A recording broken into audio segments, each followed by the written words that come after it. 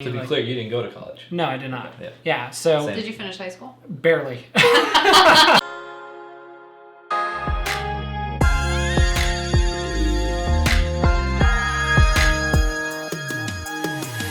So you were so set on this desire to achieve more, financially, spiritually, just in general. Yeah. There was some more shit that happened as you started creating success with Verizon. There was a car issue. Yeah. And then there were some other things. Let's talk about that.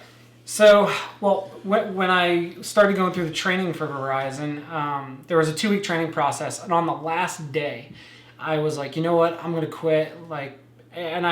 Because I was nervous that people were gonna judge me because I'm dyslexic. Maybe I can't read out loud perfect. All I've ever learned is go to college. You get the right education. So I always thought in my mind people were smarter than me or better than me. To be clear, you didn't go to college. No, I did not. Yeah. So Same. Did you finish high school? barely.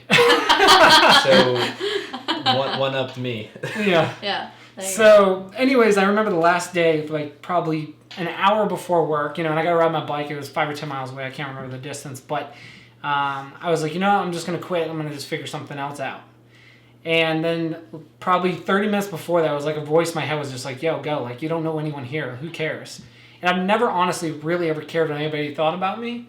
So I was like, yeah, I was totally right. I was like, why not? So long story short, I get the job. 3 days into it, I make no money, and I asked my good friend UDL during this time. He was my mentor. He's top rep within the company. I'm like, hey, is this real? Dude, I got no money, bro. He's like, yeah, just stick with it, whatever.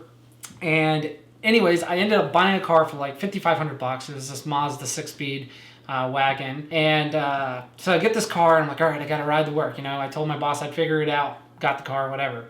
Literally, days later, I blow the engine on the car. Oh, no. Yeah, so I blow the engine, and the mechanic's like, yeah, it's going to be $5,500 to replace the engine. Shut up. Yeah, so, and I have no money, and I'm making no money. Yeah.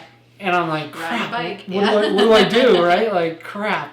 So I called my grandparents, and I called my good friend Kyle Doney, and basically I maxed out my resources on money I could even raise, and I got the money from both of them, paid interest as well, and got the car fixed and kept working the job. But long story short, if I didn't go to that interview, or I didn't stay persistent, I didn't chase these ideas in my mind, I would have never been able to. The next month I started making 10 grand a month or something with the company. So I went from having no money, in debt, to 2.5 months later, $15,000 in the bank.